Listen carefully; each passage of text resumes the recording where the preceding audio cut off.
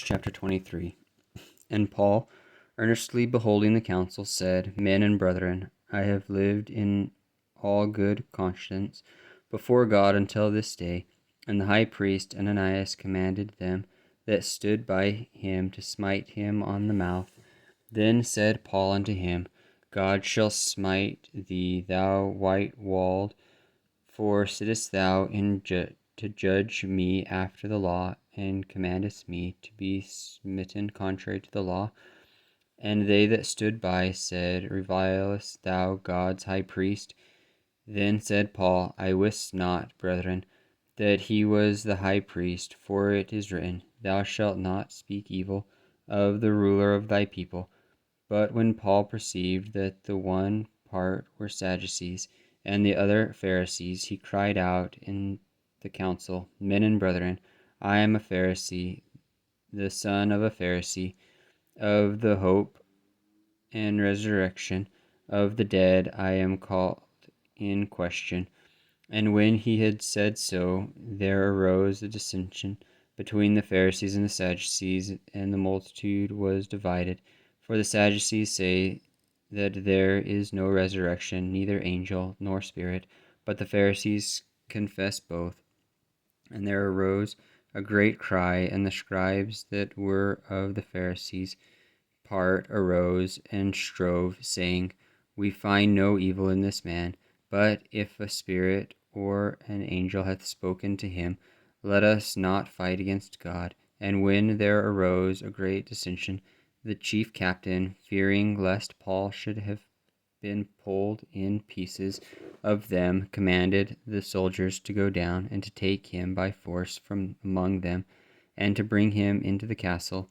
And the night following, the Lord stood by him and said, Be of good cheer, Paul, for as thou hast testified of me in Jerusalem, so must thou bear witness also at Rome. And when it was day, certain of the Jews banded together and bound themselves under a curse, saying that they would neither eat nor drink till they had killed Paul. And they were more than 40 which had made this conspiracy. And they came to the chief priests and elders and said, We have bound ourselves under a great curse, that we will eat nothing until we have slain Paul. Now therefore ye with the council signify to the chief captain that he bring him down unto you tomorrow, as though ye would inquire something more perfectly concerning him. And we, or even he, come near, are ready to kill him. And when Paul's sister's son heard of their laying in wait, he went and entered into the castle and told Paul.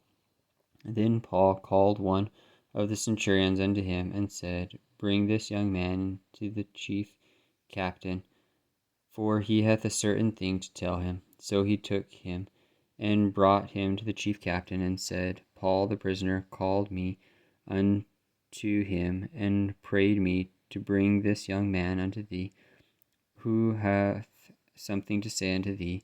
Then the chief captain took him by the hand, and went with him aside privately, and asked him, What is that thou hast to tell me? And he said, The Jews have agreed to desire thee that thou wouldst bring down Paul tomorrow into the council, as though they would inquire somewhat of him more perfectly. But do not thou yield unto them, for there lie in wait for him in them more than 40 men, which have bound themselves with an oath, that they will neither eat nor drink till they have killed him. And now are they ready, looking for a promise from thee. So the chief captain then let the young man depart, and charged him, See thou tell no man that thou hast shewed these things to me. And he called unto him 2 centurions, saying, Make ready 200 soldiers to go to Caesarea, and horsemen 60, and spearmen 200, at the 3rd hour of the night, and provide them beasts that they may set Paul on. and bring him safe unto Felix the governor. And he wrote a letter after this manner: Claudius Lysias, unto the most excellent governor Felix, sendeth greetings. This man was taken of the Jews, and should have been killed of them.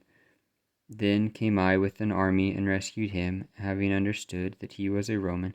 And when I would have known the cause wherefore they accused him, I brought him forth into their council, whom I perceived to be accused of questions of their law, but to have nothing laid to his charge worthy of death or of bonds.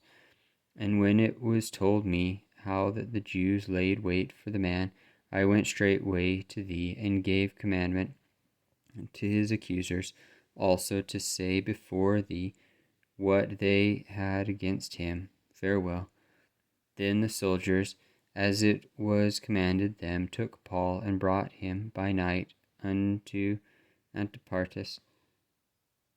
On the morrow they left the horsemen to go with him, and returned to the castle, who, when they came to Caesarea and delivered the epistle to the governor, presented Paul also before him.